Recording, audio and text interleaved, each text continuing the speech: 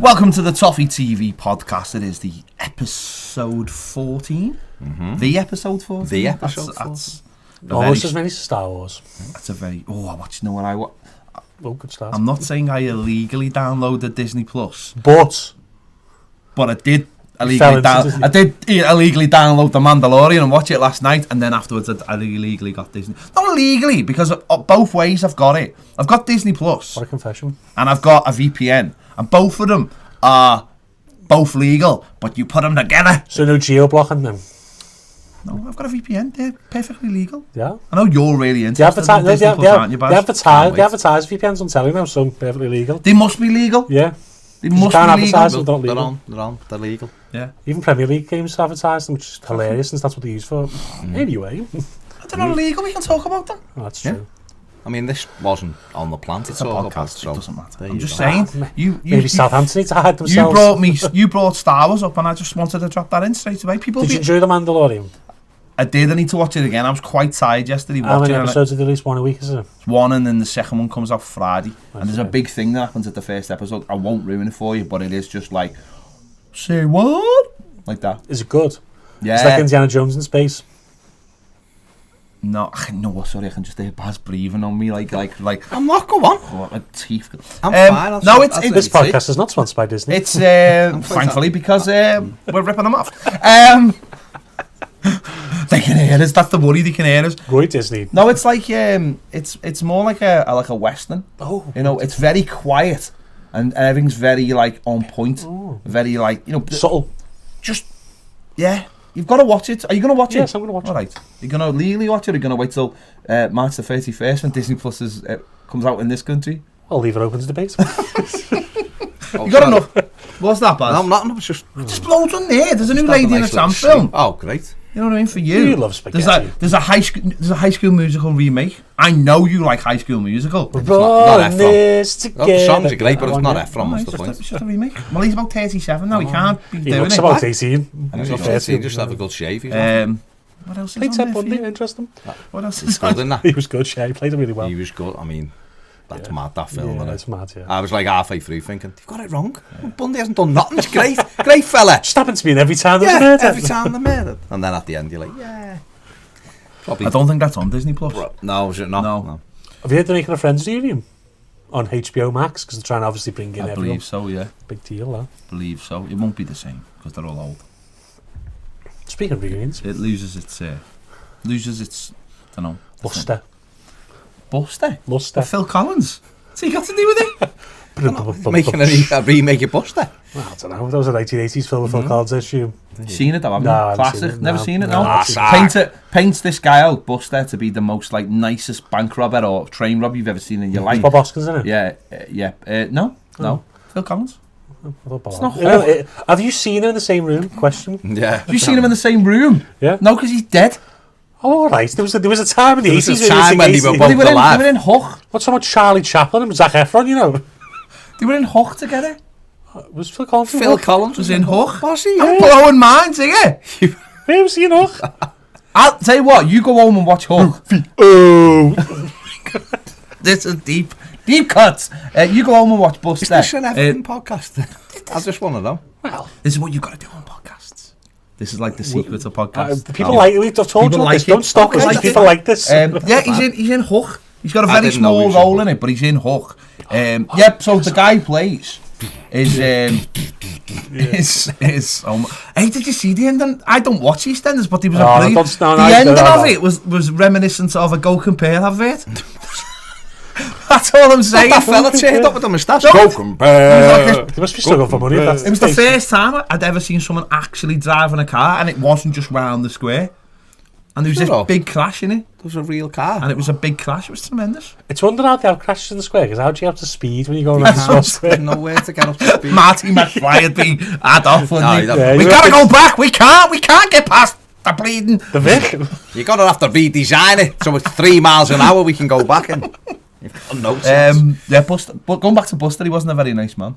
There you go. I mean, was that's a very, very he wasn't. I mean, ruthless. let's be honest. He robbed the bank- train. he was a train Not robber. banks. They're not normally nice people. Oh, But they might do, as long as they treat, the victims nicely. Yeah, I mean, Or escape to Brazil. You know, See, here's another one that's typical of Britain. That watch this. We should tie it back in. He goes, winning goal scorer was Brazilian. He went to Brazil, and everyone's Ronnie Biggs, and everyone sees him like he was some kind of hero. Yeah. That's us, though, innit? Oh, the craze! What a set of guys! What a set of guys! Characters. One of them had a knife the size of like Johnny Depp's. Him. To be fair, though, they did police London well. Oh. Has it all gone downhill since then? It's it. It's gone down. North of the river, they were fine. Everything was fine. Listen, women could go out at night.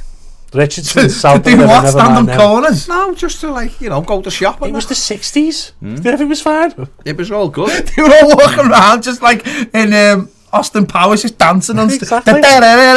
BBC yeah, it was all like that. No, the best. If anyone wants to watch a brilliant representation of the 60s, the Golden Vision, I feel, is the ultimate representation of the 60s. Oh, it's amazing. Alex Young. Have you never watched the Golden Vision? No. You've never watched the Golden Vision? No. Oh my God, it's amazing. What is it? What is it? Yeah, I know it's a film. What It's is a it? Ken Loach, for God's sake. Okay, I know Ken Loach. So it was like these afternoon plays, right? And it starts with this little girl, and they're like, "Who are you?" And she's like, "What's your daddy do?" You're going to do the whole script? I am. What does your daddy do? He plays for Everton. No, he's a footballer. What's his name? Alex Young. Who's played for Everton? And then you go, and then next minute you go from like, and what it was the first thing that had real life things, but also a play behind it. It's like a drama. So it's got all these Evertonians going to London, and it's amazing because nothing's changed. We're all still moaning bastards, and things happen through it are amazing. Trying to go. There's a guy trying to get to who's at a wedding. And he's trying to get to Goodison, and the fella's taking a picture, and he's going, "This is uncalled for. This is taking far too much time." As soon as the last one, he just jumps in a cab and goes, "Goodison Park, please, mate." And you got to watch it. It's superb. There's a couple of choice bits of 60s language in it. Maybe not PC. That's all I'm saying. I'll have a look on YouTube. I'm sure it's on YouTube. It's actually where was I? I was in Liverpool Museum, and it was on the thing, and I just started filming on my phone, just like put on Twitter, and this woman come over and had a right go at me. "Can't film that, copyright, blah blah." I was like, "It's in the public domain." Sorry, the museum's free. No, but it's in the public domain. It's been out so long that it's now. Oh, the copyright. We could screen it right now outside, and was it 25 years? Is it? No, Golden Vision was 60. No. 25 years, and then it's public. It's a bit older. I think songs are 100 years, but it's a bit longer than that. Is it? If all the books are 100 years, and then or 60 or 70, whatever. So, trip to the south. So Everton played Southampton on Saturday, which I don't. You know what? It was a lot. I was the last time I went was the 93, 94 season. Illicit in his prime. We won 2-0. We won the first 3 games of the season, and then lost the third, fourth, and fourth, fifth, and sixth. Beakley scored. He did. That was the last time. That was the first game of the season, wasn't it? Yeah. And I was expecting that this dead long trip on Saturday, but it's dead easy to get there. It was just like literally on a straight road. Horrible place. It was. Was the coach good? It was very good, but as you can imagine, that Southampton was like a very efficient town. No, the ground is like Meccano kit. Yeah, it's a Meccano kit. Thrown up. This it's like actually, and you know when people are like, "Oh, you build them now on like retail parks." No, this was built on an industrial park. Yeah, like Old Trafford. Oh, it was horrible. It's like a big next one was big gas thing goes next to it. Horrible. But sounds great. It's not me. They'd go down, and I don't even know half of them would be bothered. That was the general tone. They cheered a corner. Well, shot, sorry, didn't they? They all got a free scarf. Yes, I listened to a podcast who were talking about the free scarf as a... Yeah. Maybe the money back next time. Well, he was trying to throw them back. Some fella with a big cob on at the end rolled it up into a thing, threw it like that, and it went 2 rows and landed. The camera was right on him. It went 2 rows. Fell in front of him in the back of the head. And he went, well, there's no one there. He went, turned on and walked away. I'm like, mate, it's like going to a storage cupboard. A big thing at that, and you've only managed to throw it 2 rows. But anyway, the game, obviously, he went back to the trusted Schneidlin and Sigurdsson. But to be fair to Schneidlin, I thought he, goal aside, I thought he done all right because he had legs with him, didn't he? All you need to do with Schneidlin is say, you screen, don't get forward, just screen, let the fullbacks bow on. Right. And when he's allowed to do that, that's what he's effective at. And we don't often do that for whatever reason. In this game, he took instruction, he did what he was told, and that worked out well. And if he plays that role, you're fine. Yeah, definitely. Just drops in as a third centre back.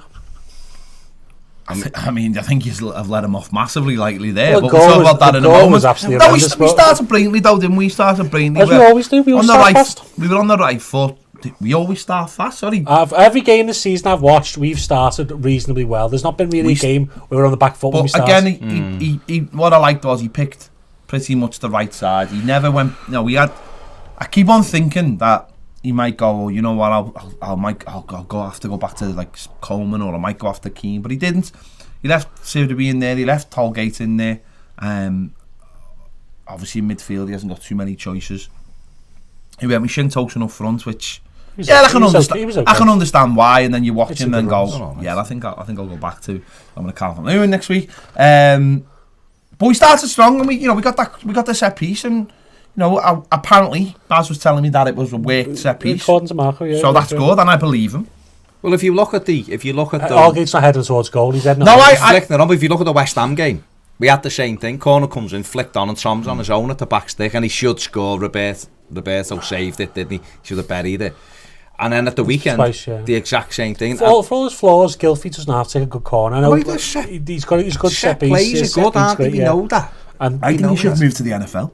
He'd be amazing. Big kicker, yeah. He'd be amazing. That's the strength of his game, isn't it? It's the dead ball delivery. He's technically a fantastic footballer, but it's the other bits that are letting him down. But like you say, brilliant start, great ball in, good at flick on by Ulrich, great header by Davis running in at the far post, and McCarthy's a big lad. To plant it past them that close, it was a good finish, and just what we needed, just settle everyone down. We're ahead, and can we build from there? Mm-hmm. What I liked, what we watched the game this morning, is the pressing again. It was on again when we lost to the counter pressing, triggers straight away in again, and when your team's struggling like Southampton is struggling, that's what you need. You need to get in amongst them quickly. Now, don't be wrong, it could have been a bit much better, but the effort was there, the desire was there, and that's what you need to see away from them. We need to get amongst it instead of having this ebb and flow game where we let teams back in the second half, as we'll talk about. But no, I still think as a team we need to be more aggressive. We do. Definitely. I don't think we're aggressive enough, and I think that's what showed on their goal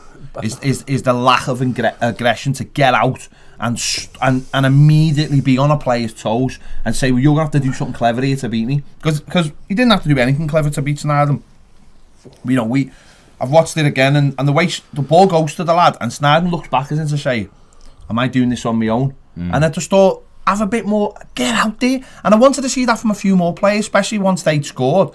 There wasn't enough of that getting out and snapping at people's heels and making. They were so poor, and obviously confidence-wise, they would have been low. And I thought forced them into mistakes. Once you let a player, it's fine pressing, but I thought once you let a player sort of get that touch, they can pop it off easy then. And I just wanted to see a little bit more at times. First half, I thought we played well, and I thought, we've got to start being more ruthless in front of goal. That's the big thing that's missing. Still creating the chance. I was looking at the chances we created, and still not enough. There's a couple of off set pieces. I think Mason had one in the second half of a throw, which he probably should have scored. And there was the Cenk one where Walcott did really well to flick it over the top, and he should have buried the header, but he just got on with it too much. It was a good little move. It was a good move, it was a nice but apart from that, Cenk flashed a couple of shots wide. But we had a lot of shots. We had a few shots blocked. To be fair, Gylfi had one which was probably good to win on goal. Dom had one as well. Well, yeah, and Iwobi had one that was deflected wide, didn't he? And still a bit better creativity, but much better than it has been in recent times. I thought we said 24 attempts, a lot of blocks, quite a few blocks in that. But yeah, it was better. What I liked in the first half was it was almost a shoot on sight thing, which is what I think we don't do. I don't think we do enough of, because if you're playing in a game and all the team's having loads of attempts, you feel like you can't get into it. You feel like you're under the cosh, whereas when everything's slowed down, Neville Southall was talking about in the studio about like at Goodison, why we don't get on top of teams immediately and have attempts at goal and get the crowd up. He said, if you let people have 1,000 passes at the back as an away team for the first 15-20 minutes, they're comfortable then, and then it's just a game. And that was probably what Southampton did to us. They allowed us to do what we wanted. So all of a sudden we just strolled, because our level was much better. Don't forget, both teams have gone into this with not great I don't think we're in great confidence, are we? We're not in great form. They've had a hammer in the last time around, but you would have thought they were fired up. I'd heard lots of we rip our players for rally cries, but I'd heard Romeu, Danny Ings, Stevens this week going, not Stevens, the other fella, blonde-haired kid, Armstrong. We're going to do this. Everton, they're not in great form, they're not good away, we're going to be in the face. And Everton controlled it, and you know, we had the Tom Davis cross shot, which the keeper's had to tip out. I don't know why that didn't class as an attempt on target. In the top corner, he's pushed it over the bar. It was the goalie's position was because I think because the way Everton as usual positioned himself for a cross, everyone did, and the goalie the goalie's positioned himself for a cross. But we'd had that, and like you say, Gylfi had that shot. So we were, you know, we got to half time at 12 attempts at goal, and that's not bad for an away team. Yeah. But I think what Ped was saying, a lot of our build-up play was really good. But that final pass, the final third when you get into... Like, Walcott done brilliantly. Got round the back. And then it's his cross too close to the keeper. And, he done okay. And he's just putting it in the danger zone. But there was a couple of times Luca Dean got in with little 1-2s. And then the ball back wasn't the right ball. And it's just that if we do things a little bit quicker and more instinctively, we'll carve teams open. Seen Leicester on Saturday night against Arsenal. And their first goal, it was just fast. You seen that with our winner. Once it was quicker, it was in the net because they couldn't get set. But we went in at the break 1-up, and I suppose the little bit of disappointment was it wasn't 2 or 3 because it was that easy for us. This is like a mentality thing with Everton. And this is what I said. It's like, I know it's a bit, obviously we won 3 Super Bowls, but similar thing where it takes them to get another goal for us to go, right, we're going to kill this game off now. We need to get away from that. We need to just kill the game off earlier because we're letting sides back in it far too often. But, you know, at the end of the day, we needed a away win. I think that's why maybe Marco didn't go gung-go and aggressive, because he didn't want to leave gaps in the sense that you just need that win away, don't you know, to get the monkey off your back as it is. We all sat here, didn't we, last week, I think it was, and Head was saying about Tosun's goal, it could be important, but we all said the same. If we'd have just dug in at a few more away games and just took a point, it'd be nice. We'd be in the top 10 now, and you'd go, well, all right, we haven't won, but we haven't lost either. Like Brighton, we should. I know we were robbed with the penalty decision in the Premier League. Have now confirmed that it was the incorrect decision, which is great because we don't get them points back. But thanks. Sure. But if what we should have done when it went 2-2 was dug in. We shouldn't have felt sorry for ourselves. You know, Graham Sharp. We spoke to Graham Sharp Monday, and he was like, at 2-2, why wasn't someone saying to Sidibé, don't press, or if he is pressing high, I'm going to dig in for him. You know, the communication, get what, you know, you're in injury time, protect what you have. And I think Everton, and I think particularly Marco Silva on Saturday, done a little bit more of that in the second half, was a bit thinking about the game a little bit more. Managing the game. Said this before, goes back to like, and I've said this, I think I've said this on the podcast as well, it goes back to like the Millwall game in the cup. Silly little things like Richarlison not booting the ball down the pitch when he had just it. Getting through gets the ball taken off and they get a free kick and then they score. And it's like people go, oh yeah, but it's like no, they can't. I'll tell you what I had the other week as well. I criticised Pickford for the and I wasn't really that arsed, but it was the England goal, the goal he conceded against the Czech Republic, and he tried to play this lovely little chip ball. 5 minutes to go, 1-1. England are like cruising the top of the group. They don't really need a win, and he tries to play this ball. He plays it, he floats it in the air. I can't remember who it was, the England player, but it got Danny Rose. He loses the ball. He's the left back, but he's 20 yards up the pitch. They run into the left back spot, cross it, and it's a goal. And people were like, well, what did you expect them to do? I was like, I expected them to put it up the line like it was rugby, like it was play the percentages. Like it was, you know, they can't score. And you don't actually need to win this game because England are already top of the group. You put it right up there in the corner and it goes out for a throw, and you get your shape back and you go, you know what, lads, this is a really good point. Have we got lost in the fantasy of football? And what I mean by that is that'd be a good TV programme, I think. Sure, well, maybe we should do it. It's a nice 90s version. Have we got lost in you know, this thing of like we want to play this amazing football all the time, when the reality is, first and foremost, Man City are a great side to watch, but they don't play amazing football all the time. Or you know, if they were a little bit more conservative, they probably... It's very patterns, Man City, you know, and they just rerun patterns throughout the pitch. So it isn't, as I say, like, it isn't always great to watch because certain teams are just blocking. No, but that's what I'm saying. It's walking before you can run. In people's minds, but in people's minds, I think they're looking for this first minute to 90 minutes, all of this amazing football, where football matches aren't like that. It's about winning a game. If you're 5 minutes to go in a game, there's nothing wrong with putting it in their corner flag and turning teams. There's nothing. That's the problem. It's this idea of like, I know you can get to a point where you've got to be able to risk it all to win it. That's what City, Liverpool, Spurs were doing last season, and that's why Spurs were hardly drawing. You've got to be willing to do that, but you've got to get to a point where you know you're good enough to win those games. That's as you know, saying what last week in Spurs. Looking back, it's not a bad point that. If we got one at Brighton, that wouldn't have been a bad point. And as we said last week, we'd all be like, VAR's robbed us here, and it would have been confirmed that it would have robbed us. And then you've got something else to blame rather than the footballers or the football club, which is always better. And I think it's better to just be, at times, this is what I criticise, and I'm not criticising the manager as such for it, because I do believe it's a mentality just generally that knocks around. Martinez was the worst at it. At times, you've just got to be pragmatic. Koeman, actually, for all his faults in his first season, was set out to win the home games and draw the away games, and that was it. And at times, it was a bit frustrating, because you'd be like, if we'd won that game, I remember we went to Middlesbrough with 10 minutes to go, we brought Gareth Barry on, and I was like, we could win this game, but he was thinking, no, we'll pick a point up here, and next week we'll win at home, and we'll keep the run going. And because he probably knew the level of his play, he was like, yeah, we could just win this game, but doesn't mean we're better than the team above us, if that makes sense. So let's just take the points. We'll get our 7th place. We'll finish in Europe, and then we'll start again. That isn't a negative. No, it's not. Boys made it clear. Because in that Middlesbrough game you're talking about, I remember Adam Ola-Luckman missing 2 sitters, and Ron missed one when Tom Davies put him through in the first half. So we were playing to win the game, but there's nothing wrong. There's nothing wrong with looking and going, 10-15 minutes left here. Things have calmed down. Let's take what we have. It's understanding football as well. It's understanding that you might have had your best chances in the game, and now it's time to go, you know what, we've probably took a point. It might get a bit chaotic the last 10 minutes. They might throw a forward on, and they're at home in the front. So let's just take this thing out the game. And certainly early in the season, I think we should be doing more of that. And build up to a points level where, as a fan, you're like, well, we want to win today, because actually if we don't win, it doesn't really matter. It's not going to affect us. And I think that's where we need to get to now. You know, by winning that game, like you said, we scored in that game around the same time we scored against Brighton. And I actually, I said that at the time to one of the lads I was with. I said, now it's a mental game.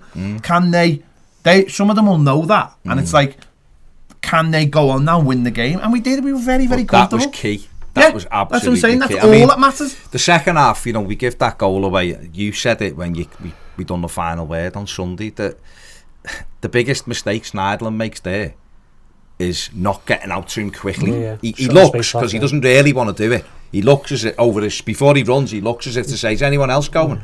So he goes, he ambles out there, stands the lad up. If he goes fast to the lad, what can he do? If he goes past him, pull him down. Shows him the space. Pull him down. Yeah, he does. But he doesn't. He lets him get. He does exactly what they done to Walcott in the first half. The lad didn't know what to do. Walcott knocked it and ran round him, and we could have scored from it. We didn't. He gets, once he's round Schneiderlin, they have a little bit of good fortune, because it hits Mina's heel and goes back towards the goal where it could have hit him and gone out, but it didn't anyway. So we had to bounce back from that disappointment. Then Pickford makes a good save from Ward-Prowse, but after that they offered nothing. We rode a 15-minute spell where it was a bit uncomfortable, but we weren't under loads of pressure, and the fear was, have we blown this when we were in control? That was the only thing. If an independent person would have walked in to either the stadium or watching on the telly and just sat down. No, I'm talking about. You said independent. Yeah, you're right. Like a fan of another team, right? In that spell, would have sat down and gone, Everton's still totally in control here. But us as fans are looking and going, we should have been 3-up. We've blown this, like same at Brighton. But what I liked was we got control of the ball again. Particularly Tom Davies started getting it, and you could see him rallying. And then the manager made 2 really positive substitutions and brought on Dominic Calvert-Lewin. You know, Tosin, like you said before, Tosin's done all right. Done okay. He wasn't amazing, but what he does is he lets the centre backs know they're in a game, and I don't think Dom does that enough. No, he watches sometimes. So he has to. I think if he can put that into his game, I think he goes up another level then, because then you've got a lad coming on who can run. He's great in the air, and he's going to rough you up a little bit. You know, he's going to make you know. That's his future, and that's what it is. And he brought on Alex Iwobi, didn't he? Injected the pace. You know, and injected that little bit of pace. I think that was the big thing, wasn't it? And forward passing. I think what it did was Dom held the ball up really well when he came on, so he was one option. That's a soaking up a pressure thing. Having that man's the ball sticks to up front. That's what I'm saying. It was 2 different ways of playing. It was Iwobi running through, you know, going through the lines, and it was also being able to go long when you have to, because there was times, like, you know what, our centre-backs have got no problem going along. That's one of the things I really like. Holgate, he'll just put his foot through when he needs to. Yeah. But I know that was the thing. Iwobi started to probe then, and they had no answer for that. They were so poor in midfield, but they had no answer for that. And once he started making those little runs, and he had a couple that were deflected just wide, and put that one great ball into Calvert-Lewin straight away, and the blocks on. How many people can do that on the team? Yeah. Well, that's the thing. That's the thing. No, I mean, people. But look at the weight of the pass. He was in the stride. Look at the weight. He didn't have to stop. And me and Ped said the other day, Coleman would have stopped that because it's natural for that's what he does. Well, that's saying, I mean, you're right. The goal. He would have ran to the byline. No doubt in my mind. That's saying the goal. He puts it right there. All the power on the ball that enables Richarlison to put it in the goal is because of the fact that Iwobi puts it into the path and he's running full belt. And you're right. Peaceful cross. Coleman, bless him. Would there have just gone, I can't this first time. So I'm going to either go to the byline and I'm not going to beat the lad, or I'm going to check and go back. And you've took all the momentum out of that. And it's it's not a criticism of Seamus Coleman as a player. It's called age.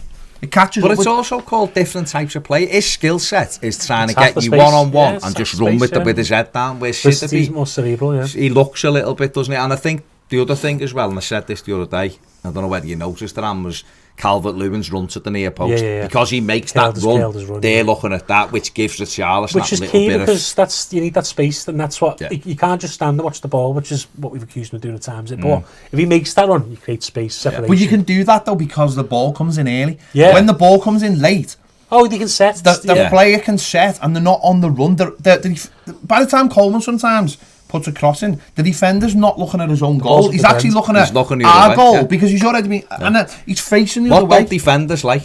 A ball in front of them facing their own goal. Well, terrifying because why would you? If you were defending something, you don't want to defend this when your goal's here because you're either going to try to slice it, it'll come off you and go in or whatever. So because he puts that in, and like Ped said, no one's set. Dom makes the run, and I think Dominic knows he's not getting there. But that's why it's great play. So you make the run anyway.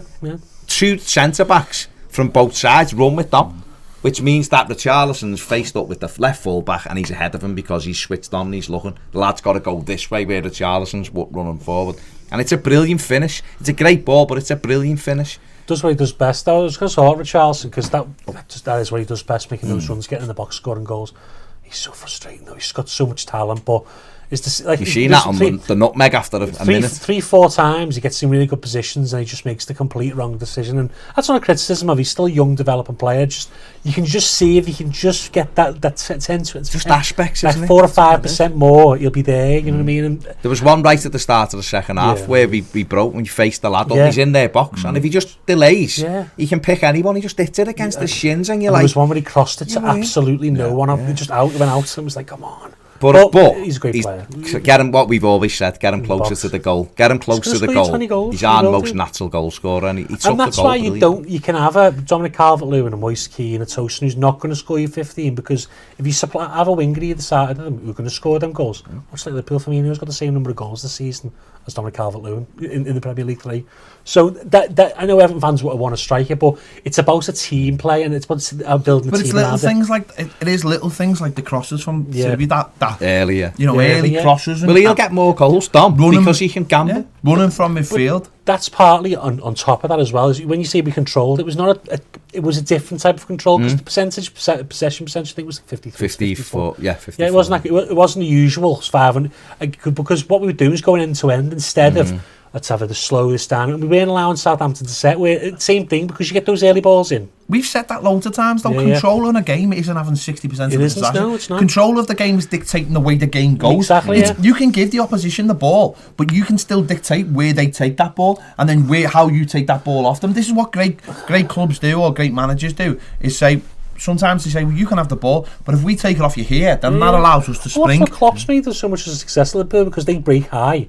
That midfield does all the work for them. They get the ball back, give it to the strikers, and they score goals. And I think Marco Silva's best teams, when he hasn't been in England, were predicated on counter-attack and winning the ball high. And for whatever reason, we haven't always had that. But maybe because partly with the pressure in his job, but we need to do more of. We shouldn't fear giving the ball to Southampton. Same as we want Burnley to be on the ball more instead of allowing them to sit in and just soak it all up. And that's what I think. Hopefully, maybe we'll learn. Because we can spring the press then when they're one-on-one with Ben Mee. Who's going to win that? You know what I mean? That's the thing. That's what you want because you don't want to defend in space. What I thought was really good was when it went 2-1. We then had more chances to make it 3. You know, we had, like they said, a Wobie one that deflects onto the post. You know, that volley, we had the one that spun just wide. Mason Holgate, that was at 1-1 though, but he didn't realise how close he was to the goal. It was a weird throw that, just bounced. It seemed to have an hour, so he's just flicked it on, hadn't he? He wasn't expecting the ball. You're talking about in-game management. When Richarlison, because he did do Richarlison in the thigh, he had hurt him, like, and he had to go off. I'm thinking, just throw Gordon on now, just let him run at them. But he didn't. He made the weird sub now. But what? Can I just stop you on that? Richarlison sub though. Yeah. And something I didn't notice at the game, someone highlighted to me, is that Tom Davis went over to the ref and started badgering him about Richarlison being down, because we were all like, "That Richarlison, get up! This is no time now." Because he had stayed on his feet most of the game. But apparently Tom had gone over to the ref and kept on saying to him, he's here, you know. No, and I thought that was brilliant. I thought that was really, really mature. Something that, you know, I'm not saying someone else should have done on the pitch, but because he's right next to the ref, apparently Tom was right in his ear going, he's injured, you better. And he did, he blew up for it. You know, he got the, Tom was really going. Probably saying to him, well, what happened last week? You better get over there and check that out, you know, and that kind of thing. I know what was nice about that was, it took the sting just for a couple of minutes, but it also got their fans fuming because of Richarlison. So it was a nice.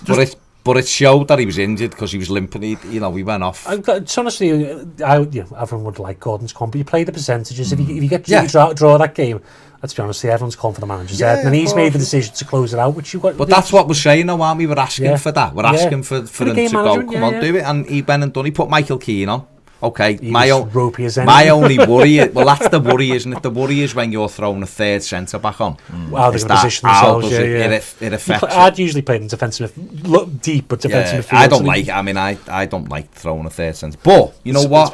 It done it, didn't it? Even in injury time, we had a couple of breakaways and we just didn't, play the right ball. But they had nothing. They had one free kick, which they put in, got knocked down, we cleared it, and that was it, wasn't it? Wins a win.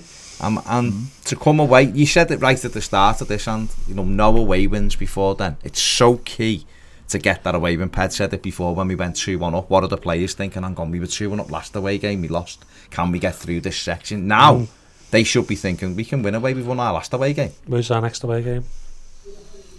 Leicester. But hang on, but Leicester City, I'm not saying that. Blow us out the water, but then again, you don't know. They're flattered by that 9-0 still, I think. They're a good team, to be wrong. They are a good side, but I still don't think that... I was watching them on the weekend against Arsenal. For about 16 minutes, it was like...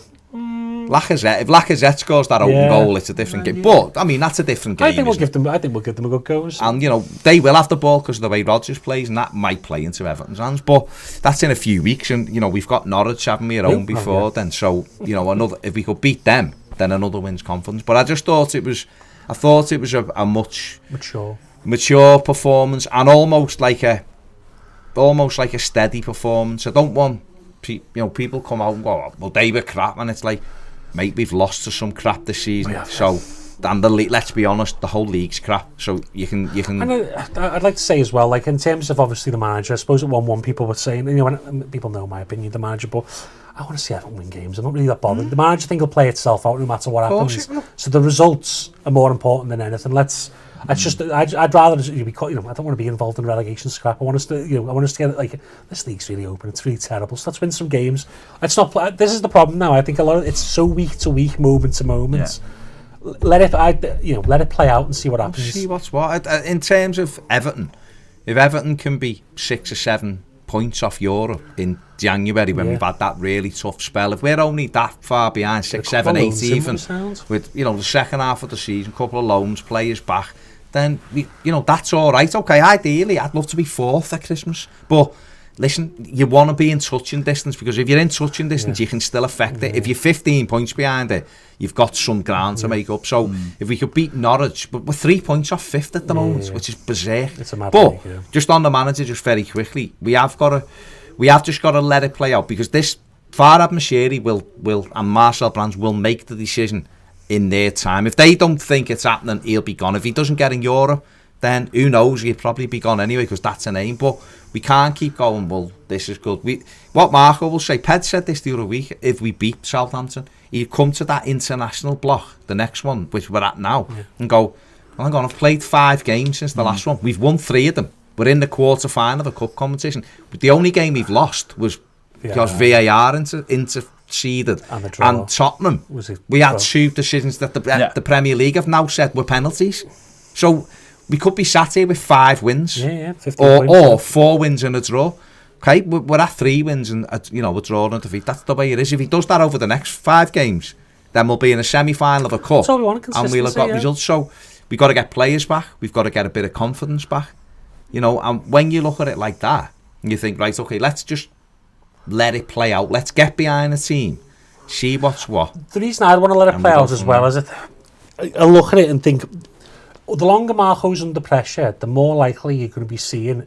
We're not building on what we've got, because you're going to go. Hoston's a good, decent player and all that, but he's not part of Everton's future plans. No. And Moise Keane's not going to be getting games time when Marco Silva's under pressure, because that's a byproduct of the Premier League, is that you don't play young players who could make mistakes, which he will naturally do. So if we get more comfortable, then you will see those players be given a chance, and you will see the team that we want to see. Andy Gordon, for example, maybe Benny Benigni, whoever else out of the youth team.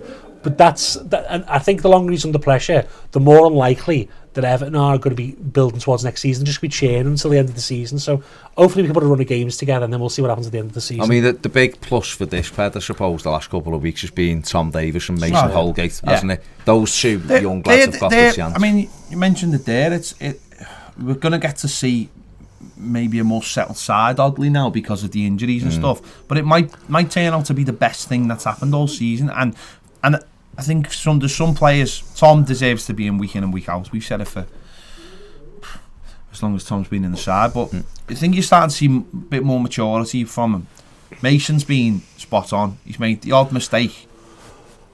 But I've got no problem with that, because you know what? Kurt Zouma was making loads of mistakes this time last year. Balance, isn't it? He was making loads. I remember getting to about January and thinking, I'm not bothered. I couldn't care less. I really like Kurt Zouma. Yeah, but did you like Kurt Zouma though? No, I liked him anyway. So that's I've seen his stats. No, I'd say I was very big on him when he was at Stoke, because people blamed him for going down. But he looked but I'm about to say he did look terribly. He did look terribly rusty. It's like the start of this season with Chelsea, really rusty. But that's what I'm saying. And him and Michael Keane really didn't sort it out until really middle of the season. That's what I'm saying. So really, and with Mina, I think Mina is. Every game he plays, he gets better. I look at him. No, what I think about him though, I think he's one of those centre backs that the person next to him has a lot easier day because he's next to Mina, and I think that really will really. Of all the players that Holgate has had so far next to him, I think this one might be the one that just complements him, that allows him to grow as a player. He's an absolute monster. I just hope his English will up and improve, because for me, the captaincy will be between him or Tom Davies. I don't want to improve that much, because he wouldn't be my captain, because I look at him and think. You think Tom Davies is going to be Tom Davies? I look at him and think, I'm all right with Dean being captain, but I'd love Tom to be captain. I don't think he needs to be captain right now. That would be so much. It'd be amazing. Skateboarding captain. No, but I like that. Just his armband and a skateboard. Holgate, I think Holgate and Tom. This is where I know you're saying there you can't bring young players in, but these aren't young players. These are those young players. No, they're not. That's what I mean. It's different than Moise Keane. These are like 21, 22, 23. Him and Dom. And I think now is the right time when there's. If we can get like into where we're going, where we get into the top half of the table, and you've got players like that who I think can drive you forward. You'd rather see them. I've said this millions. I've said this so many times. Why wouldn't you want to get behind those players? Everyone moans about these Snydens or your Sigurdsson or whatever. You can understand that. I still like Sigurdsson. I still like him. I just think he's been. I'm sure he's a nice fella. No, but I think he's been poor this season. I think I give him a rating for my player ratings on Saturday. I think it was the worst one on the pitch. And someone said, "Well, he wasn't any worse than someone else." And I said, "Well, he wasn't better than someone else, though, was his job was to create stuff, and he didn't create nothing." So he does from corners and free kicks. To be fair, that's funny. That's what dead ball. This is why this spot bores me with him, and this is the argument. I can take corners. No, this is the thing with him, and people go, "Oh, he got 3 creates chances."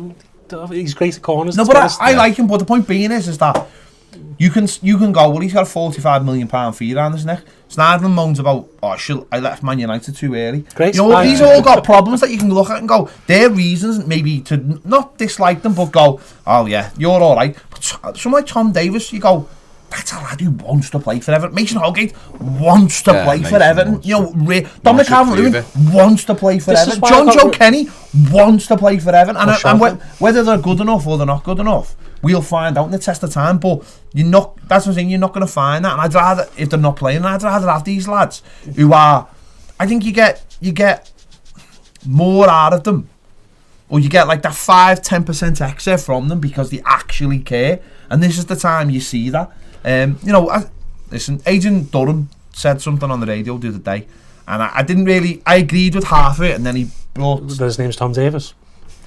No, he said Tom Davis can be amazing for Everton. He said, yes, he could be better than, and when he said he can be better than Steven Gerrard, that's when he ruined it, and not because he can't be better than Steven Gerrard, just because that was when you went, yeah, you're doing this, mate, so people will ring in, Reds will ring in and go, why don't you say he could be better than Leon Osman? That's as a barometer. Why does he have to be better than but that's as a barometer. Why? You go, no, I don't believe in that. Why does he have to be? Why can't he just be Tom Davis, and Tom Davis can be the future for Everton midfield? I think he could have just said he can be one of Everton's most important players and he can be an England international. If he said that, that's not right, because listen, there's some players in that English squad now that you like. Fabian Delph, who's like got half a leg at the moment. Has he come home now? Yeah. Well, there you go. Is he done the most tactical injury? I fancy missing a couple of games because Klopp told me 2 games. Yeah. But that what I mean is that bar isn't that high, is it? That's just like he could be good for Everton and he could play for England, and then that's something that is tangible. Once you start going,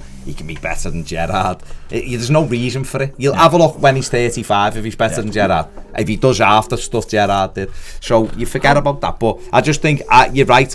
I don't know why people wouldn't want Tom Davis to succeed. I can't get my head around it. Well, that was just going to be 2 points, and both about Tom Davis really and Marco as well. In terms of Marco, what's frustrating me and why I've sort of got on his back is because he's acquiesced to people like Gylfi Sigurdsson Schneiderlin, where he should be playing his own system and players that fit it, whether they are Tom Davis or not. It doesn't matter what price tag, it's what fits your best system. What about my only counter? No, but this is the problem. It is, and that's the problem for him, is that I suppose if he was in a job, because Everton always, someone did say that we're only 3 games away from a crisis, if he was more secure in his job, then maybe he would. So I'll give him that in the sense that if Brands came out and said, listen, we're going to ride through this, blah, blah, blah, then we might be able, then he's building something then, that'd be fine. Yeah. I still would like to see a plan, but whatever.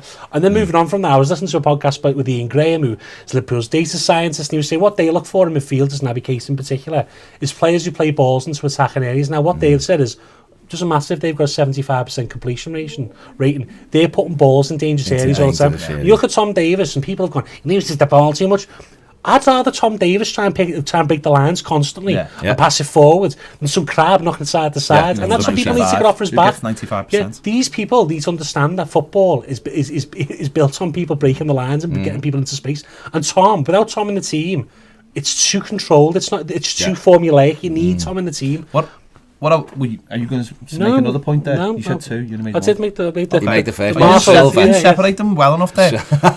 What I would say, just as a side note to that, is though, the club, you'd have to say to the club though, because when you think about it, when Brands talks about this wouldn't be a long-term project, we're going to bring young players into the team, you can see that actually starting to see. You know, you look at the pitch and go, there's young players all over, and we're bringing those players now that we said their careers had stopped.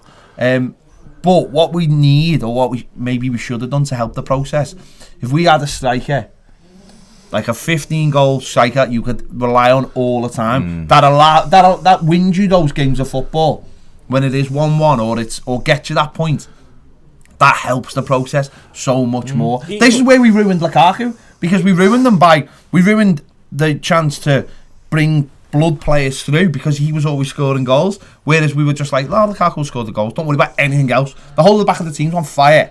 Well, we brought Barkley through, we brought Tom Davis towards the end through, we brought John Stones in Malaga. We didn't though. They played every game. It doesn't matter, we didn't bring them through. No, but what we did with them was we put them in the team and just went, there you go. I think they'll do better players for it. And then till we decided, we'll just sell you. What the problem with Lukaku was, We had a lad who scored 20 goals every season for 4 seasons. We never built a team and we finished 11th in two of them. That's literally what I'm saying. They didn't take care of what was going on. Sadly, this is premature, wasn't it, really, except for the 7th under Koeman, wasn't it? Yeah, but and my counterpoint to this, the 15 goals thing, and you're the striker, is who is it? Because how many strikers... Isn't it? Hang on, that's your job. No, well, I'm going to say to you, and everyone will go, Diego Costa, he scored 2 goals this season. No, I would have bought. Well, you say Olivier Giroud. He's going to say Mandzukic. He's going to say Olivier Giroud. And do you know what I'm going to say to Olivier Giroud? You'll slow the whole team down. Yeah. He's the kind of player that... We're best when we're fluid and when we've got 3 interchangeable forwards. When Charles played the front of the weekends for West Ham, that's why we were better, because we're interchangeable. Do not sign a number 9. There are games. No, we should have... No tradition doesn't matter. Because the XG's doing wonders for us. It's not... Don't get me started on XG. It's the biggest load of nonsense ever. I've got a book called XG Philosophy there by James. I'm not very funny, like. I'm not being funny. Like, a room full of chimpanzees made that book. They just sat down and load of bollocks. Science cannot score goals. Science and well, theories you tell them across the park who've made flawless transfers. No, what I can tell about them is they've got 3 boss strikers. That's what I know. When they bought the 3 of them, did anyone think they were 3 boss strikers? Mane was like a good wide player. Salah was not a 9, and Firmino wasn't a 9. So trust me when I say that they've got the best data people in the world. So data, it's a marriage of football principles and data. No, but it's everything, isn't it? You've got to put it all together. And so what I say to you is, Giroud is a really good striker, and yes, you could build it. You could build off. Not someone having it. I would. Someone in number 9. I wouldn't have. Yes, someone that because this is not how. See, this is the Mateta, problem. This is the problem. I don't mind Mateta because he can run. Like this is the problem. Hang on. Come on. You're all over. We're all talking over each other here. Right. I know you're. This is the problem with football, real football, and something that gets lost. Football, and this is where I say to you all the time, you can have all the maths and all the science and everything. If you don't have 11 players who go out there and work their bollocks off for you, right? None of it matters. Does Giroud work his bollocks off, though? Listen to what I'm going to say. Doesn't say well. Right? So, there are times when you need that player to come off the bench, no matter whether it would be a Giroud, whether it be a Zlatan, who someone will go. He's not though. He's not though. He's not though. He's not good enough. You need somebody that other strikers can lean off as well, and you need someone. He's not though. He's not good. He's scored goals in the Champions League. He's not good enough. He isn't good enough. I agree completely. So don't throw him into why I'm up. Then he's not good enough. Play Dominic Calvert-Lewin. Right? No, but you can. But the point being is that we at the moment have got young players playing, and sometimes they just need a leader around them to just show them what's what, and that's what I'm talking about. You need leader, and because this is the big problem with Everton Football Club. The manager isn't strictly a leader because he's so young, and he doesn't have anyone on his coaching staff who is that experienced. But that's what we've talked about. We've been talking about in the week about Neville being a mentor for Pickford. Sometimes you just need someone at the club who you can go to and say, what am I doing wrong? And they don't lie to you. And that's what can happen when you buy good senior players. This is why I think Delph was brought in, and people go, oh, he's always injured, but he was probably brought in to other midfield, and that's why that's one of the standards he's brought in. That's one of the big problems with Everton is because, like, apart if you take with Moyes' signings, Baines and Coleman, how much senior players in the ass? That what does that say? And then Sigurdsson's not a leader, Snyder's not a leader. That's the problem in this. This is what I'm saying. Sometimes you need to go out, and we look at it now and go, we're not scoring enough goals, so we have to go. We should have gone and got someone who can be an example to the other people. And we've had all these stories. Moyes Keane this week about him being late. It's nothing to me, but you know what? You need somebody who's on the staff, not on the staff. Sorry, he's a player to grab him, not one of the coaches. Because if it's a coach, he'll think it's like. We all know if a teacher grabbed you in school. If someone tells you something, you go, oh, you're an authority figure, you go, shut up you. But if your mate tells you the same thing, you go, oh yeah, because you listen to them. So that's what I'm saying. I don't think there's enough people at the club, whether it be the manager to lean on someone, and maybe that's where he's lost the assistant manager, for a player to just go to another player and go, come on lad, being late all the time. I'd have to say it in Italian, obviously, but he'd say it to him and say, come on, this is stupid. You're leading by example. Look what I do. Look, good pros, and I think that's something we're missing. And I think if we had someone, and you can go to me, well, Giroud will do this and Giroud will do that, and I'll go, yeah, but at the training ground, He'll turn up, he'll look like the dog's bollocks. He'll say to them, right, we turn up every day for saying this time, we do this, we do that. You stay afterwards. No, you don't get off. You stay afterwards if you want to be the best. You can go in and go, look, see that, what's that? It's called a World Cup medal. Culture's really important. You are right. These things get lost though. But then there's other considerations, like if you bring in a striker, what do you say to Moise Kean on a Calvert-Lewin? Because their development. What you say to them is genuinely. I agree with your point. I'm just answering it back. What you say to them is, you say, he's won a World Cup medal, right? But I want you in my team. Prove that to me. They're professional footballers. Would he come here for that though? You don't tell him that. You don't tell him that. You tell him. You go, we've got a couple of kids here. Right? You win every week. You're a player. Don't Olivier, meet the bench. Don't bring your missus though. Yeah. No, he's got to bring his missus. No, but that's what I'm saying. No, these things get lost in football. I think we need a better version of Cenk Tosun. We may do it. We may look for that maybe as a loan deal. Maybe, I don't know.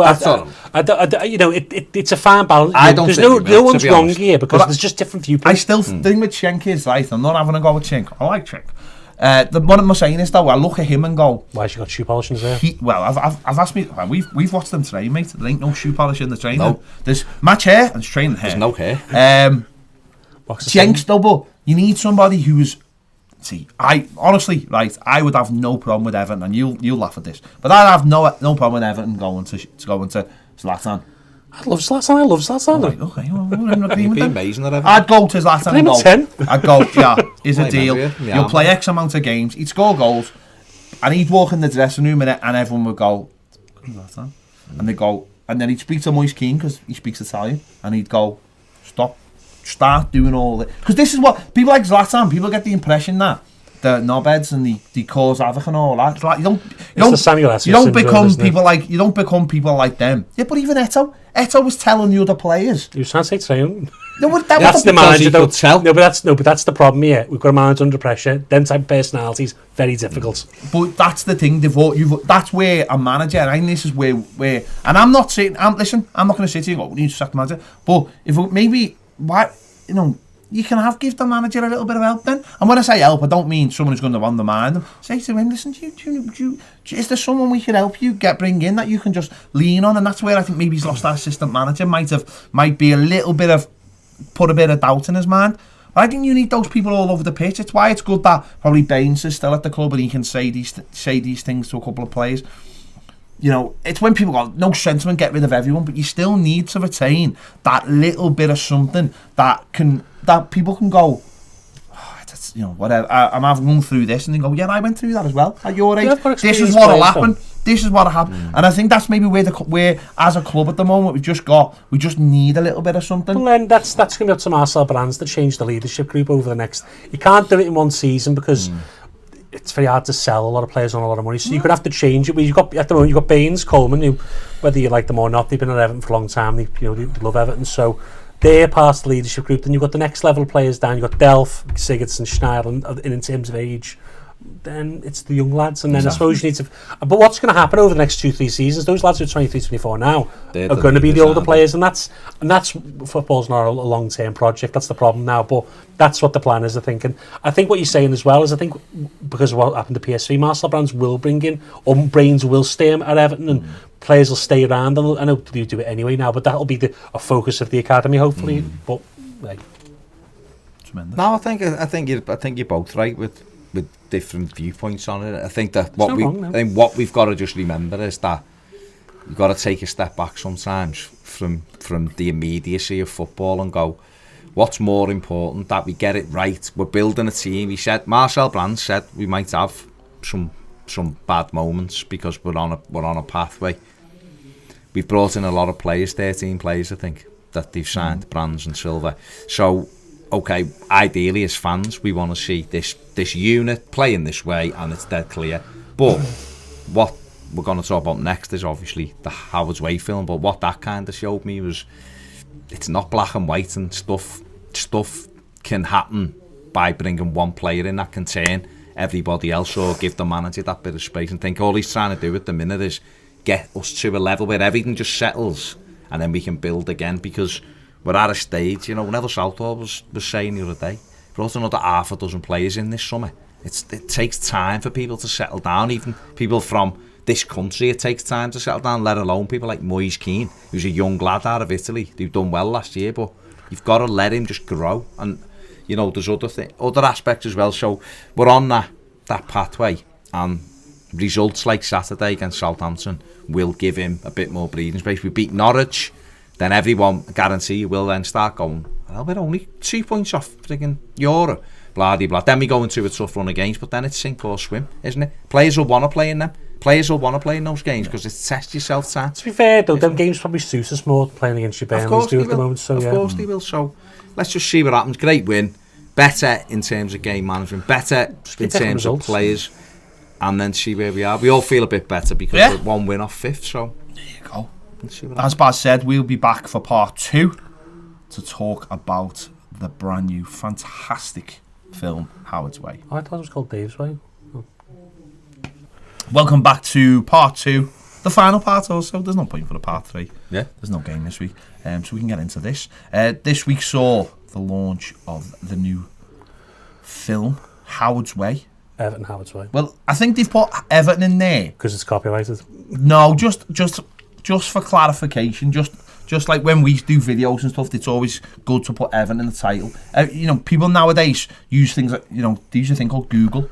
Right, okay. So, and they'll put Tell me more. So they'll put like, you put like search words in. Oh, right, okay. And then when you put search words in, things pop up. So you might, if you put Everton in the title, someone goes on Google, puts Everton, Howard's Way, Everton Howard's Way would pop up. Wouldn't the series Howard's Way pop up if you put Howard's Not Way? if you put Everton before it, and that would be the confusion, because you might start watching and thinking, Howard Kendall was a yacht salesman in Southampton in the 80s. Well, Bilbao didn't pay that much, let's be fair. Exactly. So yeah, it is technically called that. But we went down to the St Joseph's Hall. The film had already had a couple of showings, in fact, and it is on fact all this week. As well, didn't it? They had the premiere at the Liverpool Film Festival. Just the premiere, not a gala premiere. No, but this was the main big. This was the gala premiere. This was the big show where all the teams, all the players from the team would be there, and you know some sporting celebrities there. Tommy Bellew, Austin Healey was there. Didn't he make a horrifying comment about the Copites recently? He did. Probably did. He was there. I think he is the director's mate, Rob Sloman. I think he's his mate anyway. Because Rob does a lot of production, I think, for rugby union, so he might know. Sky, a lot of Sky stuff. So all the Europa League. Yeah, so all that stuff. Speak to. He does, he was Buster's boat. There's a lot of work for the Europa League as well. So anyway, so they've made. So it was a great night, and all the players were there, and we got to speak to a few. And we got to speak to a few that we, you know, haven't spoke to before or don't get spoken to very often, like of Paul Bracewell and Kevin Richardson and Alan Harper, and we spoke to Andy Gray and Graham Sharp and Derek Mountfield. So, and everyone else was there. The only people who weren't there were Kevin Ratcliffe, who a bit sad he wasn't there, the captain, and Adrian Heath, who's over in America doing the started transfer window. It is, yeah. So for Minnesota, so he couldn't come as well. But everyone else was there, and Bailey wasn't there either. John Bailey's on a picture though. There's a picture in the back room. No, with the green screen, and he's on that picture. Well, he must have been there. Then, but why didn't he get him up? But he said he wasn't there. So I don't know. Did they just go with the 14 that was in the team? I don't know. I didn't think John Bailey was there, but if he's on a picture, he quite clearly was. I've never seen him. No, he wasn't on the stage. So obviously, the film is primarily about building the 84-85 team. You know, there's mentions of 87 and there's mentions of what come before that, and there's mentions. The film's set up really well to. It doesn't go in, and become this like season review. It goes in there and builds up to sort of whatever had been before the 14-year wait for the trophy, and then something that sparks the 14-year. And you know, our mate Dave comes on the show quite regularly. He's featured heavily, as is Baz's son, who is in the film. He is available for other parts if you want a young boy to run. Just expand on that. Good at running and kicking a can. And there you go. And a telephone call. Yeah. So Hollywood beckons. And then that moves through the 70s. You get a bit of Mick Lyons describing, you know, how bad it was, and then we get the 80s and we get a bit of the social political stuff with the riots and everything and Derek Hatton, and then we go into stage by stage as how it built the team and what it become, and it was just it's just fantastic. It's fantastic to watch it properly described and brought to life, rather than, as I said, just like a glorified season review. It's not one of them. It's a proper, comes into all the different parts of what it was like to be around at that time.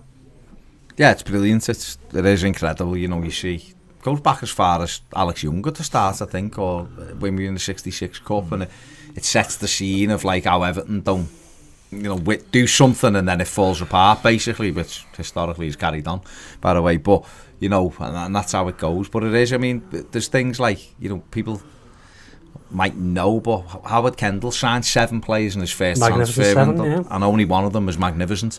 You know, and things like that. But 2 of them were Neville Southall and Jim Arnold, the goalies who were very... Neville's obviously unbelievable, but Jim Arnold was it's more of a project than Neville at the time when he signed him, wasn't he? Yeah, he come from Bury and he was a young goalkeeper, and he got Jim Arnold, who Howard had at Blackburn, who was more experienced, and they had to fight the way through. I mean, Nev made his debut in a game that was on the big match. First time Everton had wore Hafnir on the telly.